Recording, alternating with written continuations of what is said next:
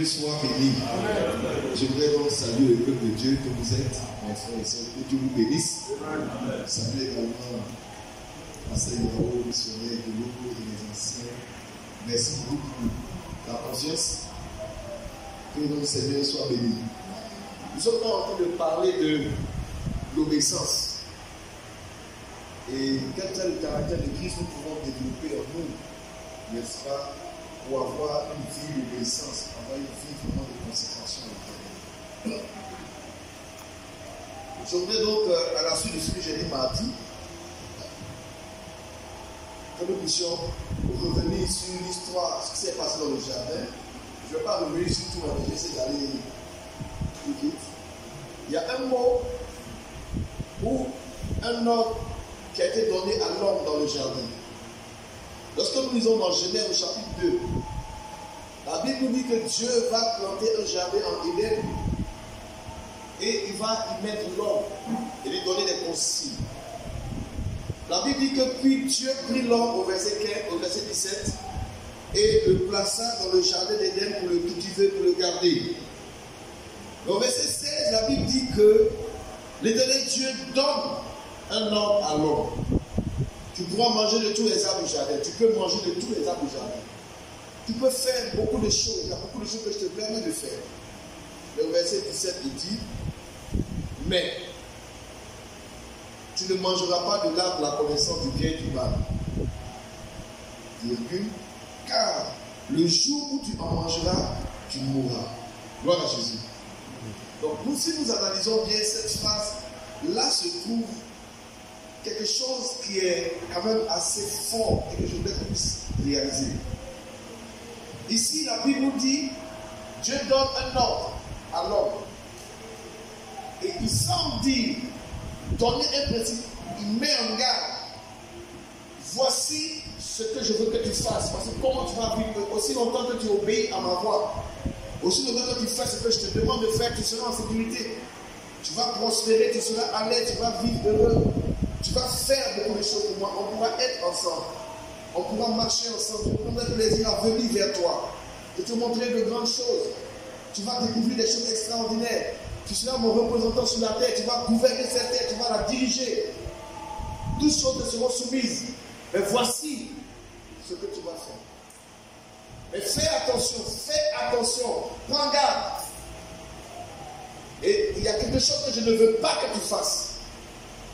Parce que le jour où tu vas faire cela, et bien ce jour-là, tu vas mourir. Donc Dieu dit que la mort, la mort va intervenir à quel moment? Si on comprend bien ce que Dieu a fait le dire ici à Adam, la Bible dit qu'il y a un jour, il y a une heure, il y a un moment où la mort va venir. À quel moment la mort vient dans ce verset? On se rend compte que la mort va venir à quel moment? Au moment où tu vas désobéir. Non, on ne se trompe pas en disant que la désobéissance entraîne la mort. Alors, dis à ton voisin, la désobéissance entraîne la mort. C'est Dieu dit, le jour où tu en mangeras. Donc, quand tu vas désobéir, quand tu ne vas pas respecter, autrement dit, le péché, la Bible dit que le péché, c'est quoi? C'est la transgression de la loi de Dieu. Donc, chaque fois que tu vas transgresser la loi de Dieu, alors tu t'es mis dans une position où la mort va venir vers toi. Ça, c'est le bon principe. Donc, tout le bonheur de l'homme, tout l'épanouissement, la prospérité de l'homme, la joie, tout ce que l'homme pouvait faire de bien sur la terre dépendait, n'est-ce pas, de sa capacité à obéir à la loi de Dieu. Ce qui veut dire, à contrario, que si quelqu'un obéit, n'est-ce pas, à la loi de Dieu, qu'est-ce qui va lui arriver? Alors il vivra, et il vivra heureux. Je voulais qu'ensemble on puisse encore examiner une autre écriture. Dans Romains au chapitre 5, est-ce que nous pouvons lire ensemble le verset 19? Romains chapitre 5, je voudrais que quelqu'un lise avec moi le verset 19. Quelqu'un est arrivé avant moi et peut lire. Romains chapitre 5, le verset 19. Je vais donc lire la parole du Seigneur. Qu'est-ce que la Bible dit? Car, comme par la désobéissance d'un seul homme, beaucoup ont été rendus pécheurs. De même, par l'obéissance d'un seul, beaucoup seront rendus justes. Relisons ensemble. Car par la désobéissance d'un seul homme, beaucoup ont été rendus pécheurs. De même, par l'obéissance d'un seul, beaucoup seront rendus justes. Est-ce que quelqu'un comprend ce que Dieu est en train de nous dire ici au travers de sa parole? La désobéissance d'une seule personne, qu'est-ce que cela fait? Ça a entraîné beaucoup, ça a rendu tout le reste de l'humanité, tout le reste des hommes pécheurs. Parce qu'une seule personne a désobéi. Et donc, la mort est entrée. Ce qui veut dire que le péché a un pouvoir. Le péché entraîne la mort. La désobéissance amène le péché, et le péché entraîne la mort. La mort, la condamnation. Lorsque nous lisons Romains chapitre 3, il y a un verdict de Dieu. Quand Dieu regarde les hommes sur la terre, dans Romains chapitre 3, et je vais lire à partir du verset 10. Romains chapitre 3. Je voudrais que quelqu'un considère ce que la Bible dit attentivement. À partir du verset 10. C'est un passage qui m'attriste chaque fois que je le lis. Et c'est une conséquence du péché. Une conséquence de ce qu'une seule personne a désobéi. Donc je veux vraiment mettre en garde quelqu'un. Fais attention. Ta désobéissance n'entraîne pas seulement toi sur ta condamnation. La désobéissance d'une seule personne va rendre beaucoup pécheurs. Donc fais attention que toi, lorsque tu désobéis, ce n'est pas toi seul qui va subir les conséquences, mais plusieurs personnes peuvent subir les conséquences. Par ta seule désobéissance. De la même manière aussi, la Bible dit que par l'obéissance d'un seul, beaucoup seront rendus justes. C'est-à-dire que si tu prends l'engagement d'obéir, non seulement tu seras justifié, tu vas avoir la vie, mais plusieurs personnes aussi peuvent être justifiées. Regardons dans Romains chapitre 3, verset 10. La Bible se dit, selon qu'il est écrit, il n'y a point de juste, pas même un seul. Nul n'est intelligent, nul ne cherche Dieu. Tous sont égarés, tous sont pervertis. Il n'en est aucun qui fasse le bien, pas même un seul. Leur gosier est un sépulcre ouvert. Ils se servent de leur langue pour tromper. Ils ont sous leurs lèvres un venin de scorpion, un venin d'aspi. Leur bouche est pleine de malédiction et d'amertume. Ils ont les pieds légers pour répandre le sang. La destruction et le malheur sont sur leur route. Ils ne connaissent pas le chemin de la paix. Le verset 18, la crainte de Dieu n'est pas devant leurs yeux. Regardez maintenant le verset 23 du même chapitre. Car tous ont fait quoi? Tous ont péché et sont privés de la gloire de Dieu. Une seule personne a péché et ça entraînait quoi? Ça entraînait la désobéissance de tout le reste de l'humanité. Tous ont péché et sont privés de la gloire de Dieu. Tous sont destinés à quoi? À la mort. Alléluia. Alors, devant donc cet état, quand Adam a péché, ce n'est pas lui qui a péché, qui a été séduit, c'est sa femme. Je ne vais pas revenir dessus, mais il a suivi sa femme. Elle lui a présenté le fruit. Et il a écouté la voix de sa femme. Il a écouté la suggestion de sa femme. Il a écouté la proposition de sa femme au lieu d'écouter l'ordre de Dieu. Au lieu de rester fidèle à l'ordre de Dieu, ne mange pas de ce fruit. Sa femme lui a proposé et il a préféré écouter la voix de sa femme. Il a préféré suivre sa femme. Qu'est-ce qui va se passer? La Bible dit qu'ils se sont sentis, aussitôt leurs yeux sont ouverts et ils ont vu leur nudité, alors ils se sont cachés. Ils sont allés derrière les arbres, ils ont pris des feuilles de figuier, ils en ont fait, n'est-ce pas, des vêtements pour cacher leur nudité. Et quand Dieu vient le soir descendre dans le jardin, la Bible dit qu'ils vont se cacher, ils vont s'éloigner de Dieu. Le péché, la transgression, la désobéissance qui entraîne la mort, voici comment c'est arrivé. Quand Dieu appelle Adam, Adam répond, mais il répond en disant, je me suis caché, j'ai eu peur. Le péché amène la peur. Il a découvert un nouveau langage, je me suis caché, j'ai vu que j'étais nu. Et ce qui va se passer, c'est que je bénis le Seigneur parce qu'il est fidèle. Je rends toute la gloire au Seigneur. Il y avait quelque chose que Dieu avait caché à Lucifer quand il a péché dans le ciel. Quand Lucifer a désobéi, Dieu l'a chassé. il n'a plus de possibilité de revenir. Il n'a plus la possibilité de réparer. Lui, quand il a désobéi au commandement de Dieu, quand il a monté dans le ciel, la première rébellion, la première révolte, il n'y a pas eu de miséricorde pour lui. Une seule fois, il s'est trompé. Une seule fois, il s'est égaré. Une seule fois, et il a été chassé de la présence de Dieu. Ça a provoqué une guerre, ça a provoqué une rupture, ça a provoqué une turbulence, ça a provoqué un désordre, un grand bouleversement. Et il a été chassé du ciel, il a été précipité, il a été renvoyé. Il a perdu cette gloire qu'il avait. Et il est tombé sur la terre. Le Seigneur Jésus-Christ pouvait dire quelque part dans la parole là-bas, je voyais Satan tomber du ciel comme un éclair. Lui et tous les anges qui l'ont suivi. Ils étaient dans la présence glorieuse de Dieu, ils voyaient Dieu tous les jours. Ils étaient au service de Dieu. Mais ils se sont révoltés contre Dieu qu'ils voyaient, qu'ils servaient, qu'ils touchaient, qu'ils adoraient. Alors, il n'y a eu aucune miséricorde pour eux. Il y a quelque chose que Dieu avait caché. Le pardon. Alléluia. Dis à ton voisin, le pardon. Et devant donc la transgression de l'homme, puisque l'homme devait maintenant mourir, il va se faire que Dieu ne va pas le tuer directement.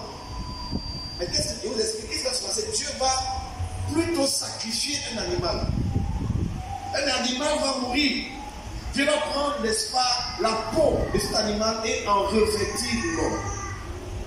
L'homme et la femme sont vêtus de la peau de l'animal qui était innocent, qui n'avait rien fait, mais qui a accepté son sort, qui a accepté de mourir, afin que son sang coule. Et c'est sur la base du sang qui a coulé que le pardon a été octroyé.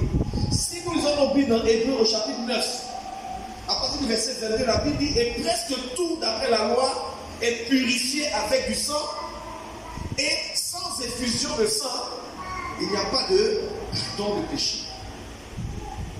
Amen. Et donc, il a fallu que le sang coule. L'animal qui est mort était une sorte était une image, une préfigure de quelque chose d'autre qui allait arriver plus tard. L'animal qui est mort, son sang qui a coulé, la Bible dit que sur le sang, alors le pardon peut être donné. Ça, Satan ne savait pas ça. Non, lui n'a pas bénéficié de ça. Il n'y a jamais eu de sacrifice pour qu'un ange soit pardonné. Regardez bien dans Lévitique chapitre 17, le verset 11. Dans Lévitique, le chapitre 17, au verset 11, la Bible dit ceci, car l'âme de toute chair est où ça? Dans le sang. L'âme de toute chair est dans son sang.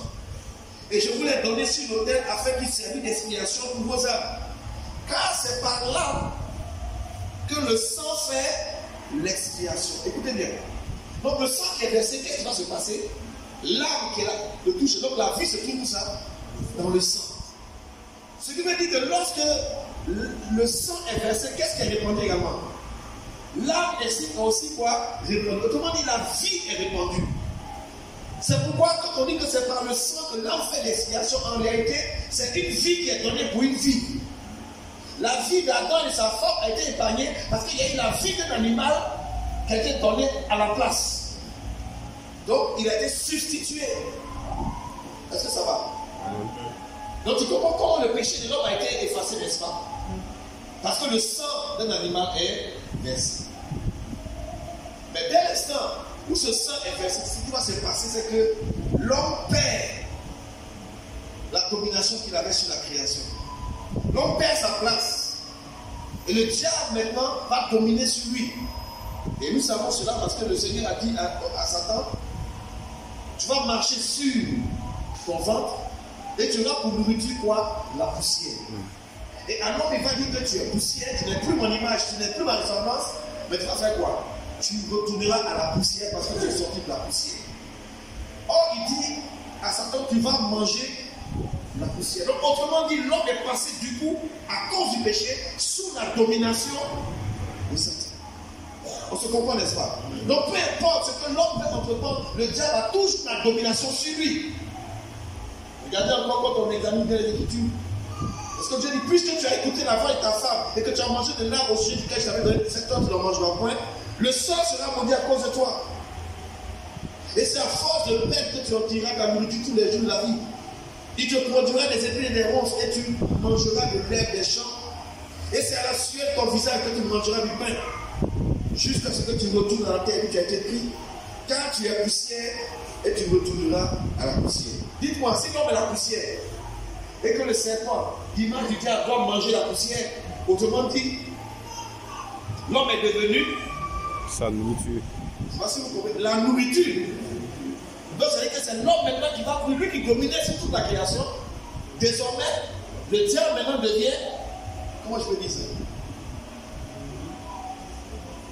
Il devient lui la nourriture. Donc, le diable devient son, je n'ai pas dit son chasseur, mais non, c'est lui qui devient la proie. Prédateur. Donc, voilà, le diable devient prédateur. Vous comprenez maintenant un verset qui dit que le diable, il est comme un lion rugissant, n'est-ce pas? Il est comme le lion rugissant qui fait quoi? Qui rôde. Il rôde autour de nous cherchant qui dévorer. Ça vient de là, du péché. Non, le péché ouvre la porte à une entité spirituelle qui peut dominer sur toi. Et donc, voici le problème de l'humanité, la désobéissance, qui entraîne le péché. Le péché qui entraîne quoi? La mort. Et la mort qui est l'arme de qui?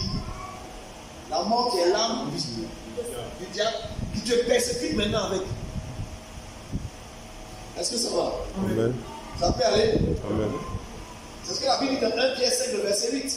Soyez sobres, veillez, car votre adversaire, le diable, il rôde comme un lion, rugissant, cherchant qui il dévorera. Ah, c'est fort, hein? C'est-à-dire que les hommes sont sur la terre, on vit comme ça.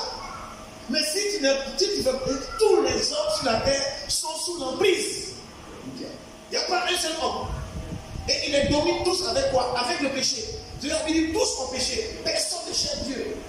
C'est ce que le diable fait. Personne ne cherche Dieu. Il ne faut pas se tromper.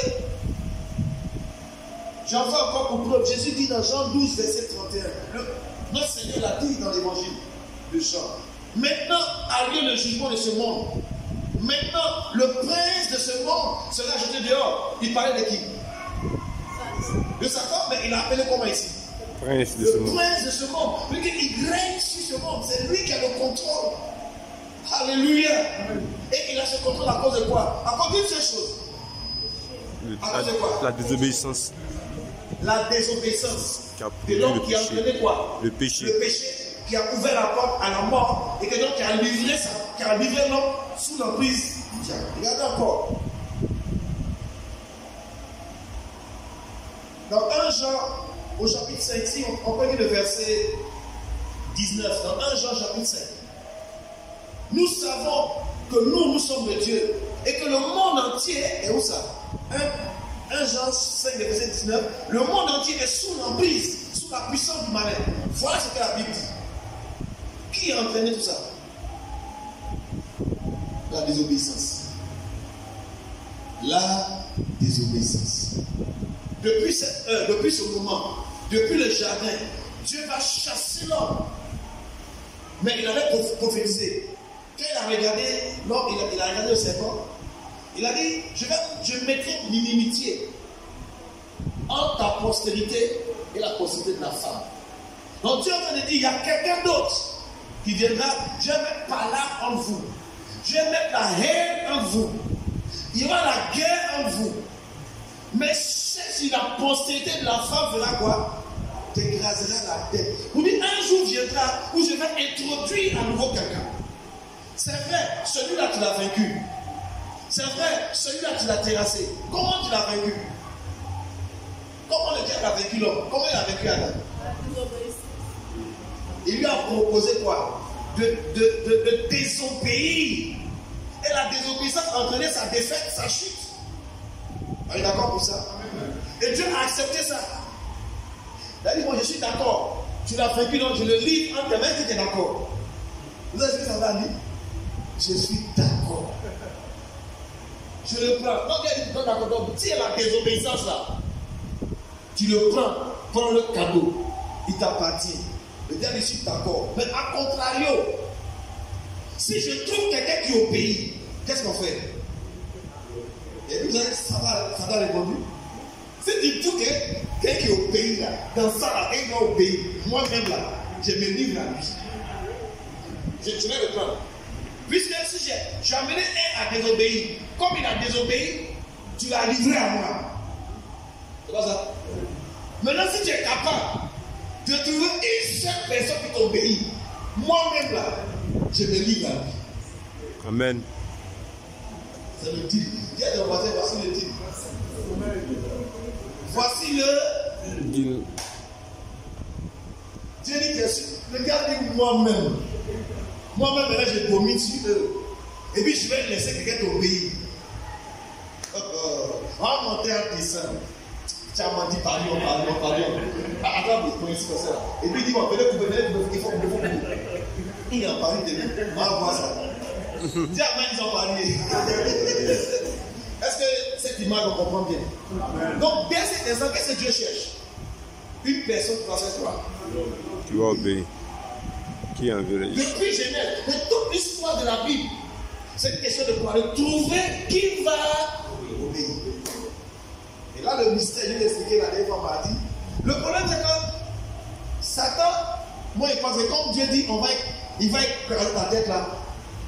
Si tu écrases la tête de quelqu'un, est-ce qu'il peut bien réfléchir? Il est intelligent, il est rusé. Mais il n'est pas plus malin que Dieu. Dieu est trop sage. En réalité, j'ai découvert qu'il y avait combien d'Adam? Je vais expliquer non. 2. Le truc, c'est qu'il y avait combien d'Adam? Pourquoi il n'y avait pas 3? Pourquoi il n'y avait pas 4? Pourquoi il y avait seulement 2? Dieu cherchait qui allait être capable d'obéir. Le premier est venu. Il a essayé, il obéissait, c'était bien. Mais l'ennemi qui était là, Satan qui était là, a réussi à faire quoi? À le détourner. Je prie au nom de Jésus que malgré toutes les tentatives de l'ennemi de te séduire, de te tenter, que tu ne te détournes jamais. Amen. Regardez, maintenant on va lire un passage, ça va marquer. Donc, je vais dire quelque chose. Si on lit Romains chapitre 5, verset 19, si on revient dessus, Romains 5, 19, il dit, car comme par la désobéissance d'un seul, qu'est-ce qui s'est passé? Beaucoup ont été rendus pécheurs. De même, par l'obéissance d'un seul, beaucoup seront comment? Juste. Le diable ne peut pas nier ça. S'il a accepté de dominer sur l'homme quand l'homme a péché, quand l'homme a désobéi, s'il a accepté de dominer sur lui là, c'est qu'il ne peut plus maintenant encore refuser. Quand il y aura un homme qui va obéir, et puis lui, il ne va pas se soumettre. C'est pas possible. Ça va. Dans le monde, ça ne marche pas dans le monde spirituel. Un homme qui obéit, on va voir. Donc, j'ai fini par comprendre, et ce soir, que le problème de la désobéissance d'Adam, pour résoudre le problème de la désobéissance d'Adam, il fallait l'obéissance d'un autre Adam. Parce que Adam a désobéi. Il fallait l'obéissance de qui? Encore Adam, pour régler le problème. 1 Corinthiens chapitre 15, verset 45. Dieu vous a fait la promesse le mardi dernier, non? Je veux que quelqu'un se lève et lise ça à très haute voix. 1 Corinthiens chapitre 15, le verset 45.